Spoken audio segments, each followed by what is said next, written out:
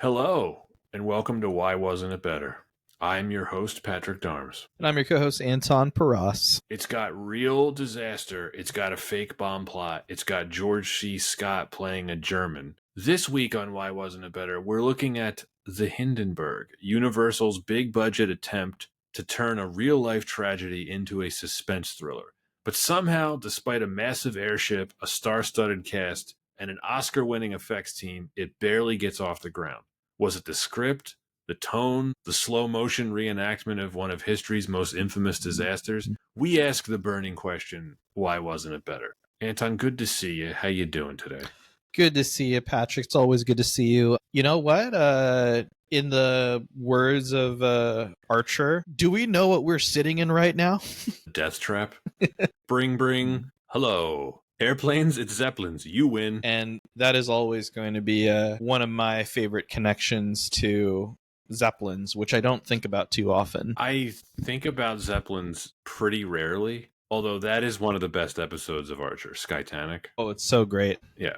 I have to say, every time I think about Zeppelins or airships, whatever you want to call them, it would be awesome to travel on one. If I ever get the opportunity, I would do it. Especially if you're in the luxury version of one, right? I think there's only luxury versions. Well, they have the mini Zeppelins or like the mini airships, like No, screw that. That doesn't count. No, the Goodyear blimp. No. I don't mean a blimp. I mean an airship. Yeah. Well, I was going to bring this up later, but we can mention it now. Sergey Brin, the former co-founder of Google, he is currently funding an airship company, which recently like a year or two ago, they launched their first airship, and it's called the Pathfinder 1. It's 400 feet long, and it is currently the world's largest airship. It uses helium, not hydrogen, and some electric motors, and he seems committed to making this a thing. So hopefully with the help of Sergey, one day we may be able to travel on one of these things. It doesn't sound like it'd be cheap though. It doesn't sound like it'd be cheap, but that's luxury, and that's what people wanted on the Hindenburg, luxury. Yeah. I was going to say, it wasn't cheap then either. I was looking at the ticket prices. It was about $400 to make a transatlantic flight on the Hindenburg in the 1930s, and that in today's money, that's about $9,000 for a one-way ticket. Yeah. Well, we have quite the film today to talk about, and no doubt there will be a lot of parallels to those disaster films that also approach the subject of writing a luxury vehicle that ended up not turning out so well for the people riding. For some of them. Although if you look into it, most of the people on board survived. Yeah. About 2/3. But if you count the people that didn't, plus the people that had to witness it, probably stocks for Zeppelins went down quite a bit. Well, it ended Zeppelin travel. Right, I mean, right. This was it. It was never taken seriously again. I mean, it probably almost certainly would have been killed off by, transatlantic airplane travel in the 50s anyway, but we can talk about that a bit later. Yeah. Well, why don't I go ahead and just walk us through this film? Really quick, can I put a little disclaimer? I would not be surprised if this is our least listened to episode ever, because this film is entirely forgotten. August tends to be a slow month for us to begin with, or maybe it'll just be a complete surprise to us. Yeah, it'll be a complete surprise, like the Hindenburg. Was it a surprise if something using hydrogen burst into flames? Oh, I laugh, but it was we shouldn't laugh. It was such a tragedy. Okay, yeah, it was a tragedy. It is fascinating to read about. I'll say that. But you just think about it, like they had to know at some point, like one of these things is just going to burst into flames, right? It was inevitable. Yeah. Sergey Brin thinks much more optimistically. Well, he's using helium, non-flammable helium. It'll be better.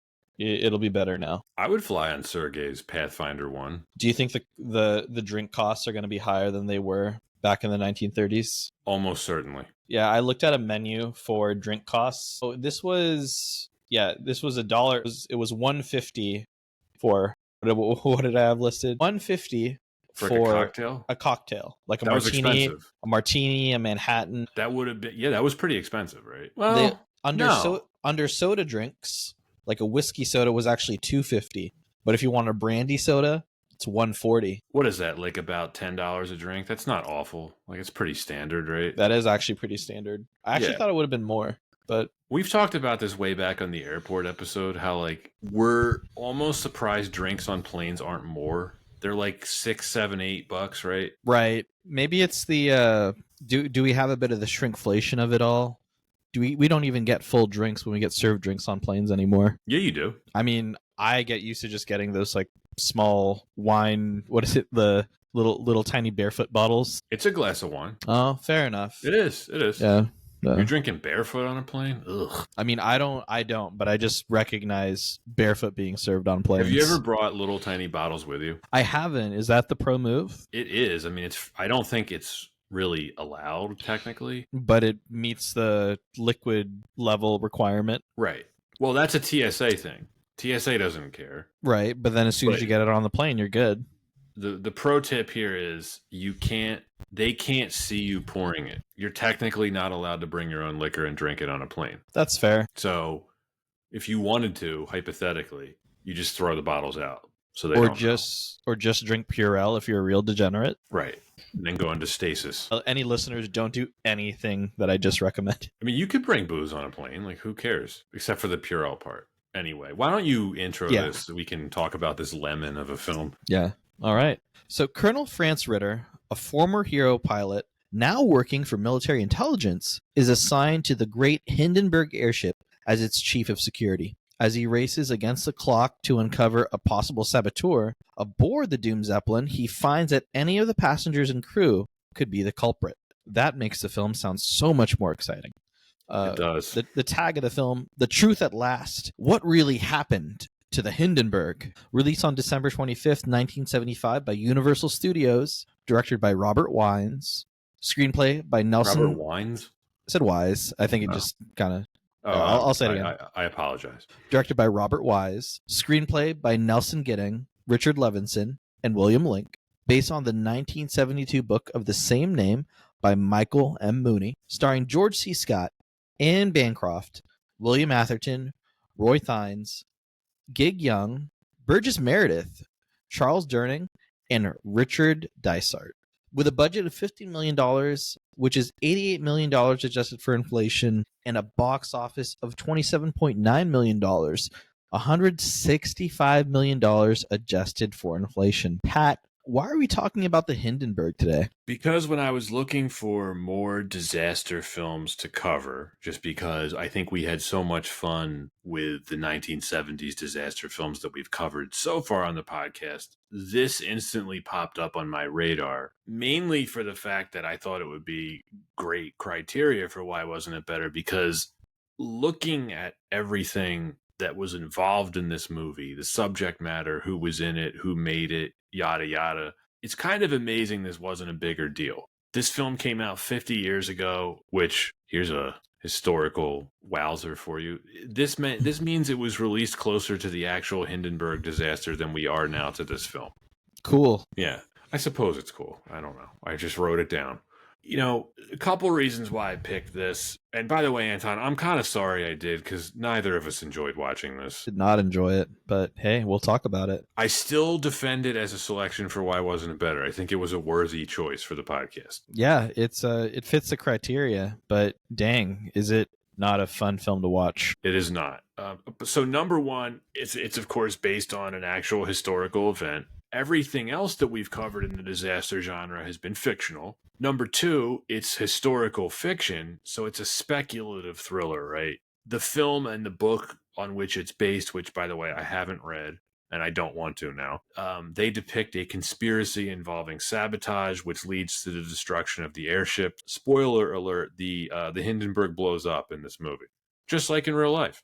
And then three, something I briefly alluded to earlier, unlike a lot of its contemporaries, some of which we've already covered on the pod, this film was anything but a success. It didn't do well at the box office, and it has a pretty dismal Rotten Tomatoes score, 31%. And then, of course, the fourth piece to this is that it's directed by Robert Wise. who is really objectively still, if you look at it, one of the biggest filmmakers of all time. Absolutely. A long time ago on the podcast, we covered Star Trek The Motion Picture, which he directed. But he is also a 2-time Oscar winner. He co-directed West Side Story and The Sound of Music.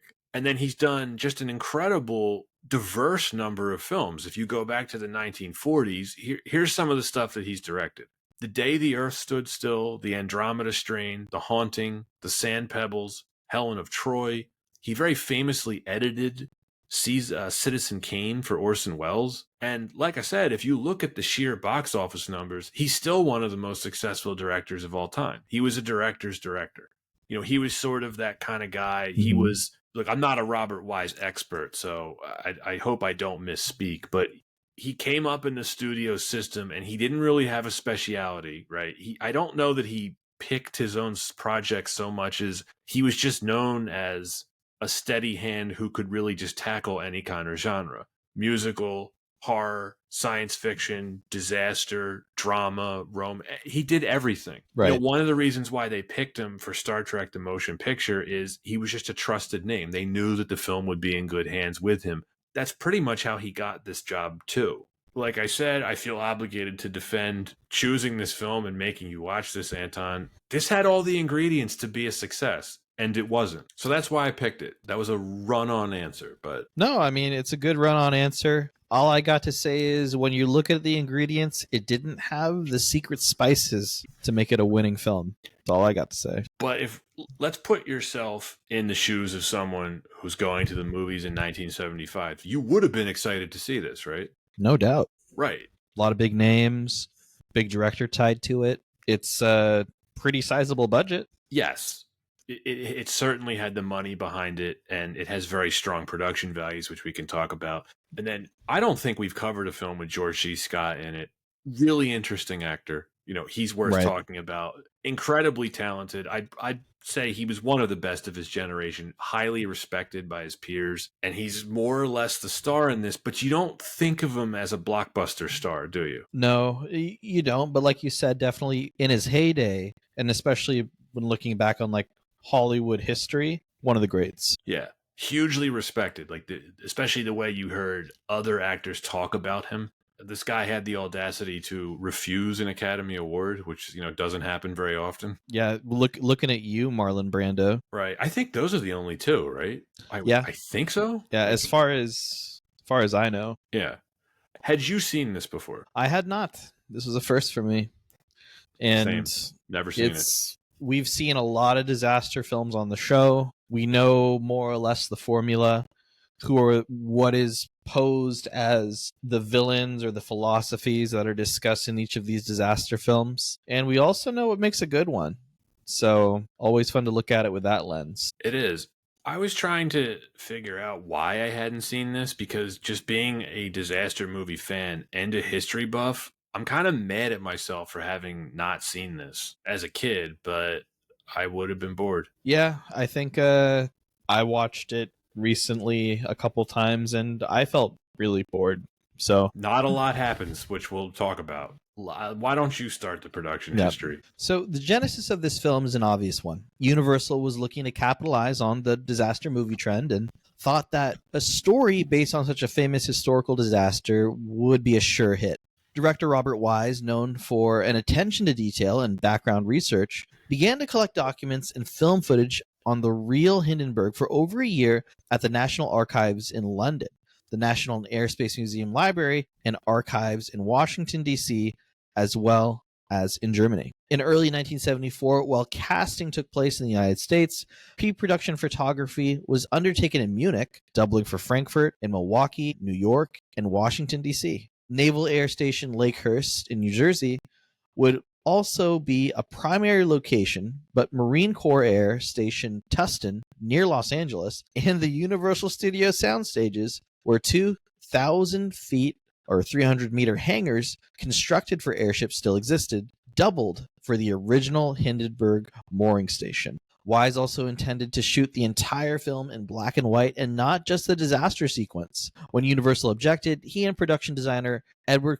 Carfagno incorporated black and dark colors in the sets to, quote, give an impression of black and white in a color film. Studio and special effects was carried out at Soundstage 12 in the Universal Studios complex. Wise's research was used to advantage. Since the bulk of Zeppelin blueprints were destroyed in World War II, using photographs, a recreated passenger area, gondola, and superstructure of the giant airship was constructed to create a realistic exterior and interior shot for the actors. The Hindenburg made extensive use of matte paintings to bring the Zeppelin to life. A highly detailed 25-foot-long model of the airship was, quote-unquote, flown via an elaborate setup where the stationary model was photographed by a mobile platform consisting of a camera and a dolly on a track on Universal's largest soundstage. For the scene where the airship drops water ballast, a matte painting was used and sugar was dropped through a hole in the windows as water. To recreate the initial explosion of the airship, which was missed by the newsreel cameras, matte paintings and an animation were used to make a superimposed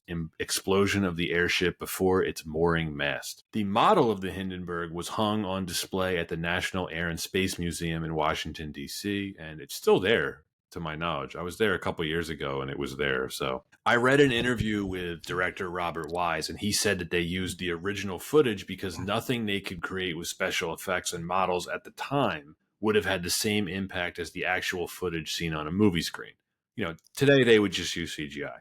Principal photography took place from August to November of 1974, over a year before the film's release. That's an extremely lengthy post-production time for the film. Mm-hmm. And I couldn't find a great reason for it. I thought it was related to this. There was a very strange copyright suit brought against this film. Author A.A. Holing claimed that Mooney's 1972 book and the subsequent film adaptation unlawfully utilized elements from his 1962 book, Who Destroyed the Hindenburg, particularly his theory that crew member Eric Spell was responsible for sabotaging the airship. He lost the case because the scope of copyright for historical information is quite narrow. Herbert Morrison, the reporter who narrated the famous broadcast of the disaster, he not only worked on the film as a technical advisor, but Universal sent him across America to promote the film.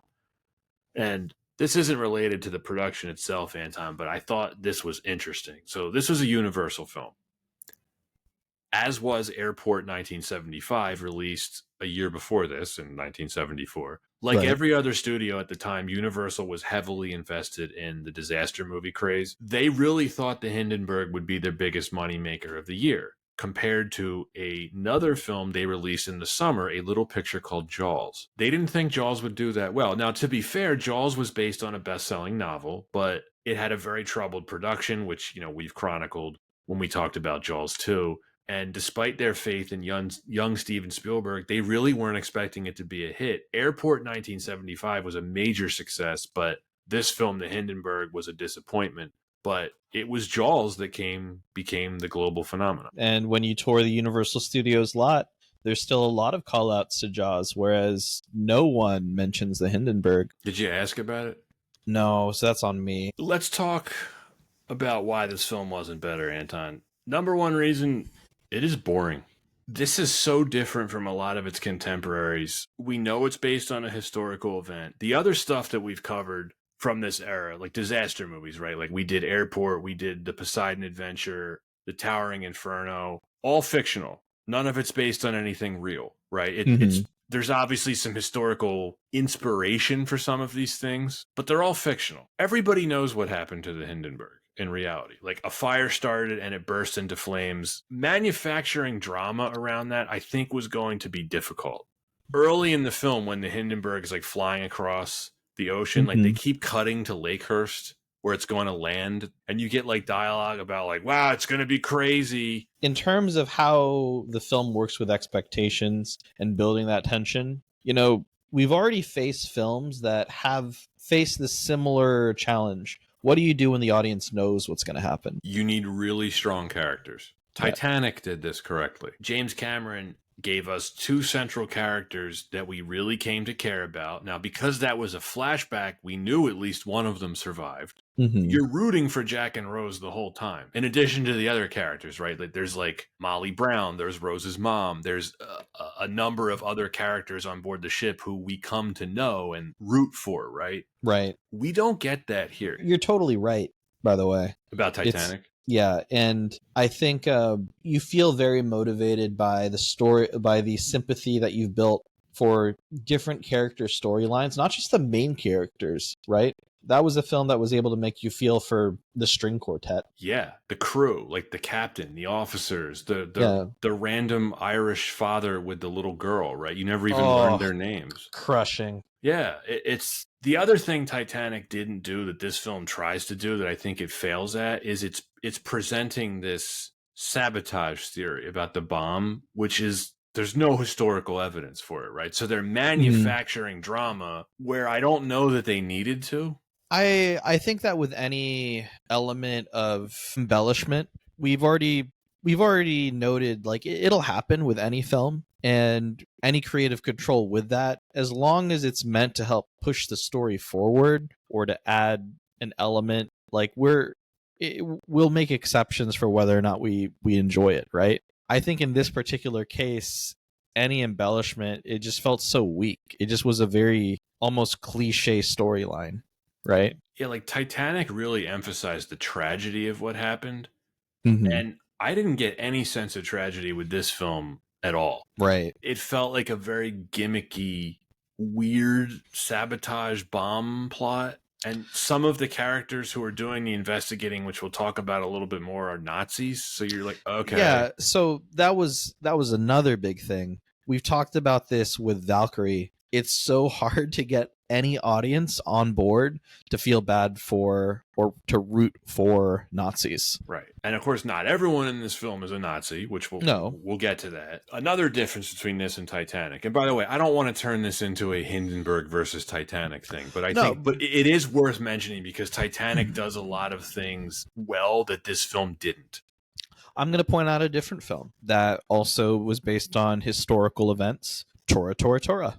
We knew exactly what was going to happen. We have also another element of different sides of a huge political event, like historical event. And that did a really great job of being able to understand different sides and also feel some sympathy for different sides. That's a really good call out. And that film, again, didn't try to insert any fictional conspiracy theories. It was very much like a procedural. Right. But it did probably make up a lot of dialogue that was occurring. Oh, sure. To move along. Yeah, I'm not talking about dialogue. Right. But I feel like the dialogue is a really important part because the dialogue in this film put me to sleep. I watched this film 3 times in the past month to prepare for this. I can't recall a single line of dialogue from this film. There's no good lines. No. Nothing to call back on. Now, the actual disaster itself, not helping the film too. It lasted 36 seconds. So it's like, how do you wrap a 2-hour film around that? I mean, visually stunning, and you just kind of have to capture it's creative that moment,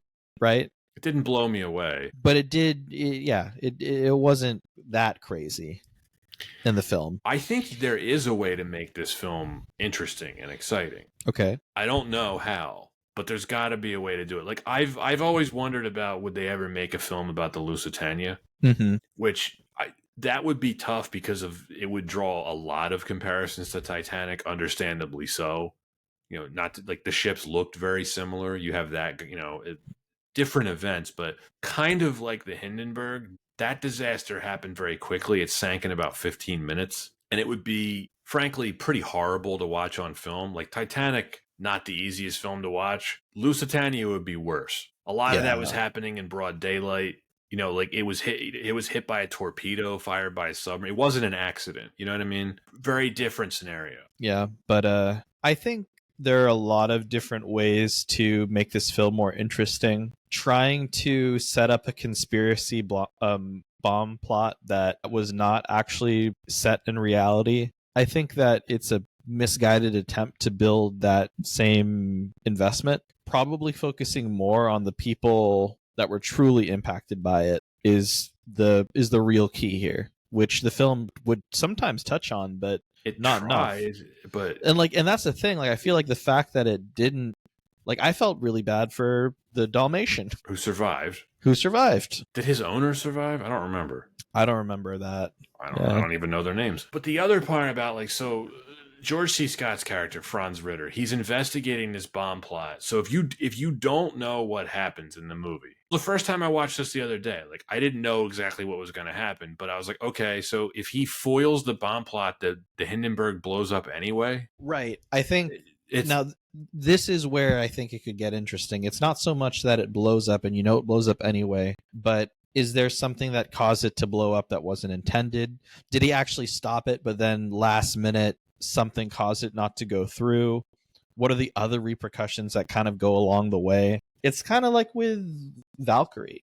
Like we knew that it wasn't going to work. We still felt invested because of how well the film was written with each character and their motivations and knowing the danger that they were in if they were caught. But we know they were going to get caught. right. And unlike this film, Valkyrie, very much a procedural. They weren't playing with facts. No. They weren't making stuff up to try to I bolster the drama. I don't know. I mean, like Saboteur trying to take down a Nazi blimp.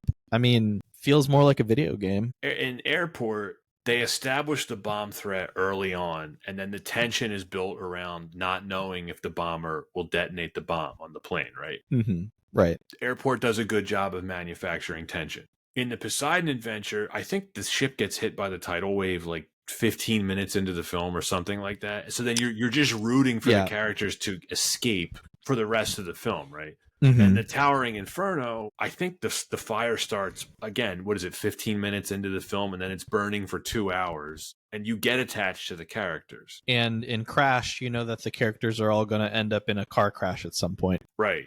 Emotionally. An emotional car wreck. But in this movie, we're just hanging around on an airship with really uninteresting characters for 2 hours where nothing happens. It doesn't even get into the soap opera territory that Airport did. Like, there were scenes in Airport that are just straight up out of a soap opera. Right. And that felt like a very different film compared to this. Did it make you appreciate Airport more? I'd say so. I think that I remember during that recording, and folks, definitely check out that episode from one of our earlier seasons.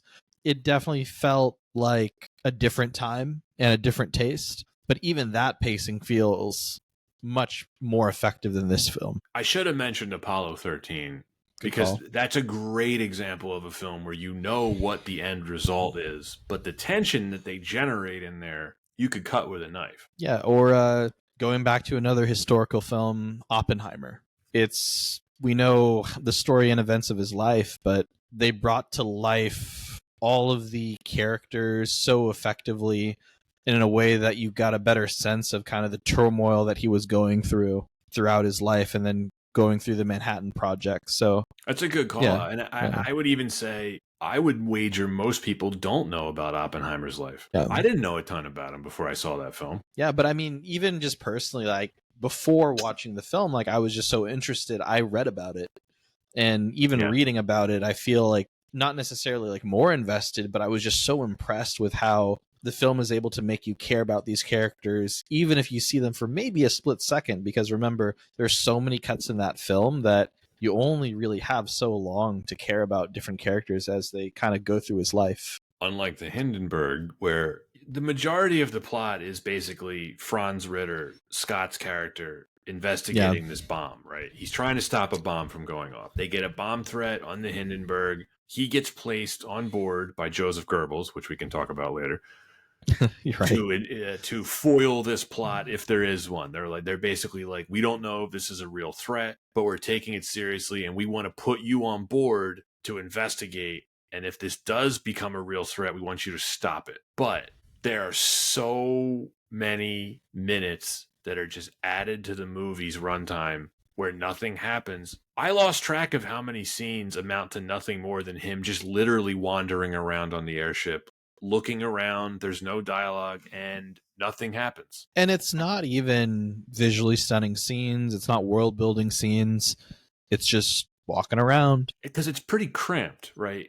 Right. He's basically in the same like walkway in like what is it? The hull? Not the hull. The I don't know proper airship terms, but sure. Yeah, he's in the frame, the skeleton of the ship, and it's basically the same walkway that goes lengthwise from the front of the ship aft all the way down to the rear or the stern. I don't know if they use nautical terms for this thing, whatever. But he's basically on the same walkway multiple times. A couple times he looks up and he sees creepy William Atherton staring at him from the rafters, and then William Atherton, of course, he's revealed as the bomber.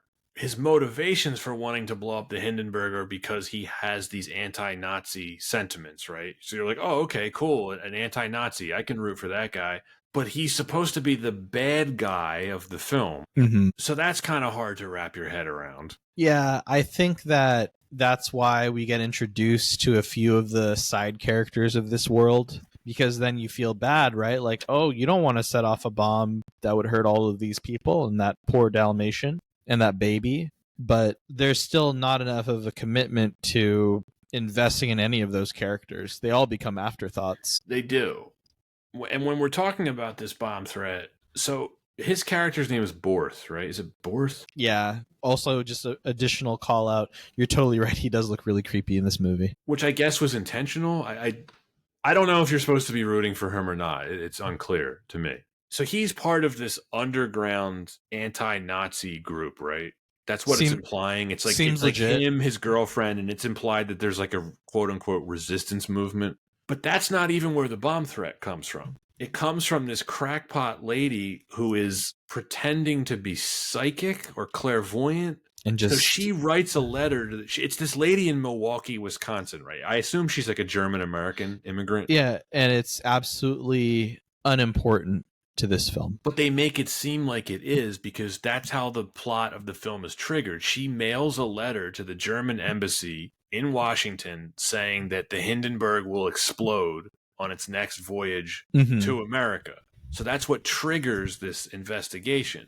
But to your point, it's completely unimportant. It doesn't go anywhere. It's a total plot contrivance. And then she's later revealed as a fraud, because when the FBI visits her to ask her more about this, she starts making all these like crackpot claims. Like, what does she say? Who's going to play Scarlett O'Hara in Gone with the Wind? Why can't I think of the actress's name? Anyway, you know what I'm talking about. Like, she's revealed as a fraud. Yeah, and it's just very poorly written story, honestly. Like, I feel like there's not much you can kind of look at logic-wise as to why that it would even make sense. It's just really, really poor story. And the answer was lying right there. It would have made sense for the threat to come from the actual resistance group. Like a lot, you know how like a lot of terrorists will do that? Of course. It's like play their hand, build some suspicion. But no, that would make more sense in a much better written film. And then you were starting to get into this a bit earlier. The film tries to establish these other B plots. There's the Countess, who's played by Anne Bancroft.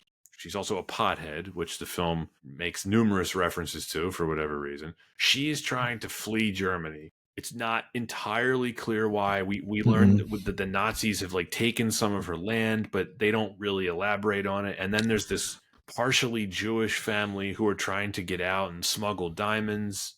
There's these two guys played by Burgess Meredith and the shapeshifter Odo, who are card sharps, right? They're like, you know, they're card cheats. There's a couple other ones too. There's this German, he's like a theater performer. They're all based on kind of historical figures who were on the Hindenburg, right? But none of these B plots go anywhere. They're all boring. None of them are fleshed out. None of them are given the screen time that they need. But none of them have anything really to do with the bomber plot at all anyway. Yeah, and they're not involved in the main storyline at all, right? It's not like they're trying to help the protagonist. It's not like they're doing something to foil the saboteur. It's just they're just thrown in, and I really think it's just to give some life to who's going to be impacted by the disaster. And even then, the film did a poor job at executing that. Would you have preferred some kind of a procedural to like what you got in Tora Tora Tora, where it was just like, this is exactly what happened, or would that have been too boring? I think that it always depends. Like, it's hard because in retrospect it'd be easy to say yes because of these other films that have followed a similar formula and did well. I think that probably it definitely would have been better than this.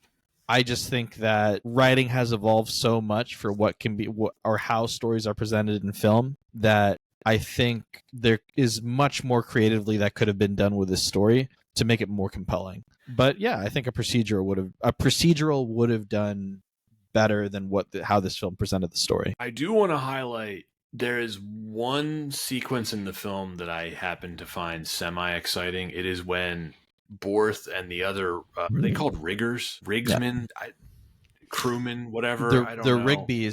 Rigby's.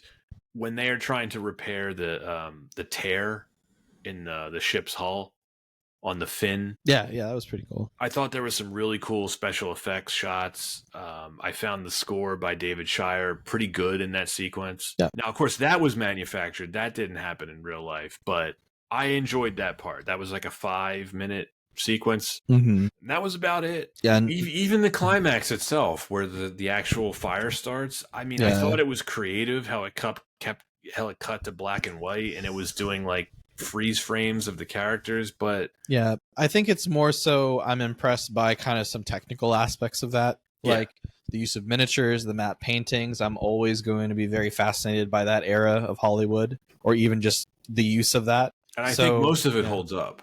Yeah, I absolutely think so. But look, I'm very happy that you found one scene in this film somewhat entertaining. I really couldn't find anything. Do you put this on Robert Wise? Kind of have to, right? I mean, he has to take some of it, even if it's just, I'm fine with putting this up and adding my name to it, you know? It doesn't feel like his best work.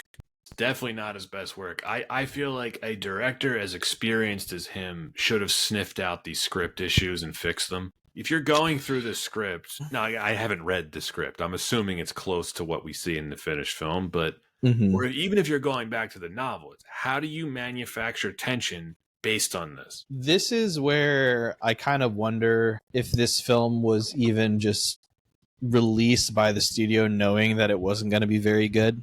And one of the hints I look at that is the release date, right? It was released on Christmas. And which was more common then. Right. But I don't know, just everything around it. It's just, I just feel like it's not, we can't be the only ones that saw this and thought there wasn't a lot of care and attention put to this screenplay, was there? Oh, we absolutely weren't, just based on the reviews. I mean, this got awful reviews. Pauline Kael, who's one of the biggest film critics of all time, this is kind of funny. I mean, she was talking about Robert Wise making this film. She said, quote, "One gas bag meets another." That's funny. That's funny. And Roger Ebert gave this 1 star, and his review of it is pretty funny. If you want to read it, it's worth a read. I think what's also really interesting is Nelson Gidding, who wrote the screenplay, long-time collaborator with Wise. Right. And so it's not like this was a case of some studio lackey that they found last minute. It really just seemed like this was a film that didn't have enough care and attention. That's why I kind of put a lot of this on Wise, because again, he had a lot of input on the screenplay with his longtime collaborator, right? It's like he couldn't have been like, wait, why did you open the film like that? Well, we can talk about the cast now, because I think the film starts off with some really poor acting when it's like the ambassadors talking to each other. He's like, "Look, we know this is happening because we just need helium." And then they hammer that point home a couple times. But I mean, let's go through the cast, because I don't want to put this all on the actors, because I don't think there's any downright bad performances in this film. I think they're all fine. There's nothing. Yeah. There's no great performances in it, but I mean, they're all fine. Yeah, there's actually, watching this film and like thinking very objectively about the performances, there's not really much given to the actors to really overact. It's very. No. It's I feel like everything was played very not necessarily straight, but I think just to the appropriate amount in every scene. Oh no, you're right. No one's hamming it up, except maybe what's his name, Joseph Spa, but that was supposedly what his historical character was like anyway. He was a very flamboyant type of character. He's the only one. Everybody else is playing it straight. George C. Scott, the lead, who we know can ham it up if he wants to. He's playing a Nazi. I mean, he's solid. He has enough screen presence that I think you're at least listening to his character whenever he's on screen. But he is very restrained, to your point. He's doing a lot of acting with his eyes. I mean, I don't think he phoned it in. Like, I could see he was trying to turn in a good performance. But some of those lines that he was given to deliver, nothing. One thing I noticed about this, too, and this is more on the writing, but it involves the cast, so it is worth bringing up now. The film consistently does something that we would later see in Valkyrie. You know, we talked about this when we reviewed it, which is they are trying to separate the quote-unquote good Germans from the hardcore Nazis to make some characters more sympathetic. Mm-hmm. You know, you have a couple lines in the film said by random characters where they're complaining about the Gestapo, like, oh, those darned Gestapo, I can't believe they're doing this. There's that one American character who tells the captain of the airship, played by Charles Durning, you're running this place like a concentration camp, which wouldn't have even been a thing that anyone would say in 1938. Yeah, made no sense in 1938. I'm sure it was meant to be as like a joke to make audiences laugh in 1975. I would say, back to George C. Scott, I liked his verbal sparring with Vogel, the Gestapo agent who plays his roommate. Yep. Bad guy. Also a bad guy. The bad German, right. Well, we know he's bad because he tortures people, which we see later in the film. That's bad. Right. Torture's bad. Good point. I don't know if this is a point in the film's favor or against it. When Scott's character gets killed by the bomb, it's insane. It's like something out of the Twilight Zone. Stylistically a weird choice. Did it kind of remind you of like the Batman cartoon? Oh yeah, just kind of getting thrown back. Or it spins. It's Yeah. the spin. Yeah. No, it's... Did you notice Vogel survived? He did. How did he survive? Just but a flesh wound. Well, doesn't that open up a plot hole? If Vogel survived, wouldn't he know about the bomb conspiracy? I guess that's a good point. Anton, you're like, I don't care. Yeah. It's like, even if he, I was going to say, even if he did, too late. Hindenburg exploded. Moving through the cast, the Countess, played by Anne Bancroft, I did think it was funny how she's seen smoking marijuana throughout the film. She even makes a remark about, like, Hermann Göring adores it. That's not weird. It's not weird at all. And at one point, Ritter, you know, George C. Scott's character, he walks in on her hotboxing her stateroom, which is hilarious. I was curious enough about this that I looked this up. Like, would anyone have been smoking weed on the Hindenburg in 1938? No. It's anachronistic. This would not have been a thing. I have no idea why it's in the film. Because that was something that people wanted to see in the 70s, was weed. Do you think that was like a studio note to Robert Wise? Like, you know what? Just make her a pothead. Throw That's some what the weed in there. hippies want. The youth will enjoy this reference that we put in. We have a concern that this film is directed by a gas bag, and we need to attract the youths. So have someone smoke a lot of weed. Or maybe it was Anne Bancroft's character. You know, like, I think it'd be better if I was just high for this. Yeah, I think that was everyone. Yeah, I mean, I don't have a lot else to say about the cast. There's no one really asserts themselves. There's well-known faces like Gig Young, legendary Hollywood stickman Burgess Meredith. Shouts out. Charles Durning, Richard Dysart. He's a face I recognized. He's in your favorite horror movie, The Thing. He plays the doc. Yeah. It's just no one's really given any screen time to develop outside of the main characters. And even in that sense, any attempts to develop sympathy for like George C. Scott's character and like what happened to his son. Like, that's just like, there's no sympathy. You're not going to get any sympathy from anyone. Like, he got, he died after defacing like a synagogue. Yeah, he fell off the roof of a synagogue while vandalizing it on Kristallnacht or whatever. Yeah, that's like super not chill. It gave George C. Scott an opportunity to act, but I have no idea. Like, are we supposed to sympathize with this? Like, I don't know. Which is why, like, I really do think these actors were not given much material to work with. No. So you're not blaming the actors for anything here? I mean, no, I really don't think that the acting was inoffensive. I just don't think it was out of this world. No one deserves an award for what they did. But there's no bad performances. Yeah, like there's no, like, nothing was so out of this world bad that I was like, ugh, these performances are terrible. Because it's not the acting that dragged this film down. It's not the acting, but I did want to point this out because this is a stark contrast to the other disaster films that we talked about. The star power in this film is a lot less bright than it is in those. No, that's a good call out. I think, do you think it just so happens to be because of the particular stars chosen for this film? I mean, George C. Scott's a big name, but when you But he's not a blockbuster guy. No, and he's not like, you think about something like Towering Inferno, even Airport. You also have some folks that are outside of just acting that are in it to draw attention. Yeah, like Fred Astaire. I mean, he was obviously an actor. I know that. Dean Martin. OJ. Yeah, OJ Simpson. Yes, good call. One thing I wanted to say about Scott, though, and this is not meant to be a slight against him in any way. He is an actor. He's not a movie star. Like Paul Newman was both. Right. Steve McQueen was both. Gene Hackman was both. Both. George C. Scott probably would have resented being called a movie star. He was very much I don't know if he was a method actor, but when I think of George C. Scott, I think of deep character work. And to your point, he had no character to play. And I guess it's always begs the question, like, why would he even say yes to this? But I'm sure he got paid decently from the studio. He was an Oscar winner. I mean, even though he refused it, like he got a nice paycheck for this, I'm sure. Yeah, and I think that even for him, a role like this probably does seem on paper could be a fun challenge, especially if it's coming off of the heels of, the studio is presenting this opportunity to hop on a trend that's been very popular this decade. And, George C. Scott, you could be the face of this film for the studio, but it just didn't work out. Another thing about his character, too. So he ultimately decides to help Borth blow up the Hindenburg because he's angry at the Nazis because of what happened with his son. Does that even make sense? It's such a weird turn. It is. Does that even make sense?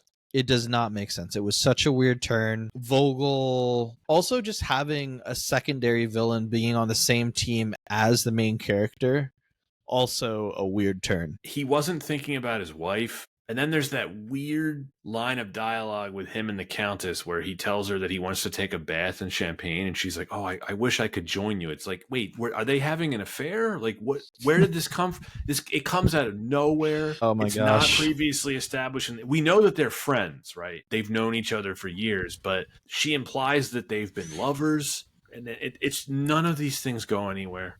And then we get the anti-Nazi concert, which is not worth talking about. Nope. Because it just pads the runtime. By the way, I did look this up. So the land where the Countess is from, remember how she mentioned they're doing weapons research on it? That is where they developed the V2 rocket program that was used against Britain. Oh, wow. Yeah. That's specifically not mentioned in the film, but I was curious enough that I looked that up. I mean, that's actually way more interesting. Not really mentioned in the film. Did you notice Joseph Goebbels as a character in this? One of history's monsters. One of history's monsters. Not a commonly seen historical figure in cinema either. Hitler's been featured in a lot of films. You don't see too much of Goebbels. I mean, he was basically, number 2 or number 3 in the Nazi regime. So we did get to see him in Valkyrie. Yeah. Again for like 60 seconds. Downfall? I think he's in Downfall, but it's not many movies. Yeah. But yeah, truly a monster. Jojo Rabbit. I didn't see it. Never got around to it. I probably should. I've heard good things. Yeah. Take some time. Better than this film. And I wanted to bring this up now. This is a small nitpick I have, but I texted this to you when I was watching it the other day. Everyone in this film is speaking with an American accent. The American characters, the German characters, I assume the non-American and non-German characters, everyone is using an American accent. I understand the need of not wanting to have bad accents in a movie because when that goes wrong, it goes really wrong. But I found this particularly distracting. I would not have minded some effort from some of the cast to differentiate themselves. Yeah, whether it's costuming, better costuming, better dialogue, I think also really helps. I think that sometimes the cheesy dialogue got so generic that it's harder to keep track. And especially for the B characters, there's probably no way you'd really know who was who from where, right? No, unless they're in a Nazi uniform. Unless you hear their name stated, like you don't know who's who. Yeah, I think films that it doesn't always bother me, especially like I'm trying to think of other films where we maybe had something similar where it's definitely not accurate to the time period. I mean, I think of like Kingdom of Heaven as like an example. I feel like accents were kind of all over the place in part of that film. Or even in Troy. We talked about Troy. this in Troy. Yeah, But Troy. but Troy was easy to figure out. You knew who the Trojans were and you knew who the Yeah. Greeks were, and that's all you needed to know. Yeah, and I think that that's where this film just needed better writing, just to, again, for the dialogue, for the story, to really differentiate better. The same accent thing just adds to the confusion. We're really ragging on this. It made me appreciate stuff like Airport and the Towering Inferno and the Poseidon Adventure way more. And you know what? I think that especially for films that the style has kind of fallen out of favor in Hollywood, I think that it's interesting to see one where it's not as good and it really hasn't followed a winning formula, because this was also a bit more of a pioneer of that time, right? Yeah, I almost wanted to say to you that it was following a winning formula, but in some ways it's not, because it's not really like those other movies, because No. it's based on something real. And it also, I mentioned earlier, it did follow a recipe, right? It has characters, it tries to build sympathy. We have a central event that we are building up more and more tension towards, but it's missing those key ingredients. And like, we've identified a great key ingredient is proper motivation and care for these main characters, better writing and dialogue to make sure that we can be invested and understand where the characters are going. We touched on even the fact that, like, if you're going to write about a historical event and you're going to make up some reason to like stay invested, like, make sure you do a better job than what this film did, because that's just hard to follow. Yeah, I mean, you're right. They attempt the development with some of the characters, like Richard Dysart's character. We know he plays the accordion. We know he's building a house. There's little bits, but none of it adds up to much. Last reason we can talk about the production. I did love how it started off with the original Universal logo in black and white. It's really cool. I think you appreciate that more, especially knowing that those studios, I think Universal is still owned by Universal, but like what MGM's owned by Amazon now, Warner Brothers is more or less owned by Discovery. Someone owns Universal. I don't know. I forget who. Yeah. It's changed hand a couple times, but yeah, you know, they were still big companies, but at least back then it was very much like, hey, we know movies, we know the industry, we're titans of the industry, Universal. That was cool. Yeah. Let me confirm this really quick. Universal Media Group. NBC. So that would be Comcast? Comcast owns Universal. Comcast. And then Disney owns, of course, Fox. Right. Which, like, we don't even have 20th Century Fox anymore. So no, I can't. That's so petty. I can't get on board with calling it 20th Century Studios. It's just so petty. I don't know. It's weird. The whole thing. Talking about the production a little bit more, I mean, I think the film is saved by very strong production values. It received 2 Academy Awards, Special Achievement Awards, for sound effects and visual effects. It was nominated for art direction, sound, and cinematography. Yep. I'd say all well deserved. Yeah, I think those are very fair call-outs that reflect, like, again, care and attention to detail of the technical execution. I'm still really impressed by the use of miniatures in the film. The miniatures are outstanding. The matte paintings too. Really, there's a lot of effect shots in this film. I thought all but a few held up really well. Top notch. I came away pretty impressed with the effects and just in general how it was filmed. The blocking is good. You know, Robert Wise, for as much stick as we've been giving him for the storytelling, him and the director of photography, they certainly knew how to frame everything. Yes. Felt balance. Again, technical execution looked great. I think just to touch on effects again, there was definitely a commitment to this era of Hollywood of, like, if you're going to capture, like, there wasn't special effects for fire, so they were lighting just a lot of stuff on fire. And I got to say, other than, you know, the accident, which happened towards the end of the film. Almost ruined a studio. Yeah. This really made me just, the whole time I was like, man, it would have been awesome to travel on one of those things. Yeah. It was beautiful. Yeah. You know, if you look up at pictures of the interior, was it the full piano in there? Yeah, it wasn't on that voyage, yes, they had a baby grand piano, but I love the illustrations of the Zeppelins all over the walls. It really just beautiful. They really were traveling in luxury. I think this film does a really good job of like capturing that. You know, you really do feel like you're on board the thing. They didn't feel like sets. Yeah, and I think that's to your point. Like if I was going to give a thumbs up to anything, it's like, yeah, I could feel a little bit of the luxury in the interior shots. A couple factoids I was writing down. You would not fall through the fabric of the airship. It was strong enough to support the weight of people. And then the smoking lounge is hilarious. I love the electric lighter attached to the wall. It's just bonkers. They had that. That's so funny. What is it? You're gonna kill us all. No, Lana, the helium. Usually What does I he don't wanna keep ride saying? the- He's like, what about that? Don't you understand? He's like, well, the core concept, obviously. Well, I usually don't want to ride the Hindenburg 2.0. Remember when he smacks the cigarette out of that guy's Yeah. mouth? He's like, Jesus Christ, you want to blow us all to shit, Sherlock? Oh man, yeah. This made me just want to watch that episode of Archer. So good. I am officially out of notes. I am officially just so glad we can stop talking about this film. You really hated this, didn't you? I just was not entertained, man. I think that when it comes to my patience and films like this, I'm learning more and more that I just need strong characters to like even have a bit of patience, right? Horrible pacing beyond like if you have the characters wandering around trying to like figure things out and discover life, the fact that just this film had no one that I could root for, Discover life. Yeah.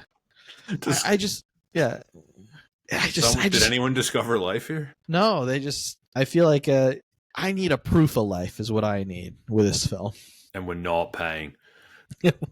Yeah, there was just not much for me here. The Day After Tomorrow had far better character development than this. Oh, really, honestly. Yeah, I'm not being sarcastic. I truly believe that.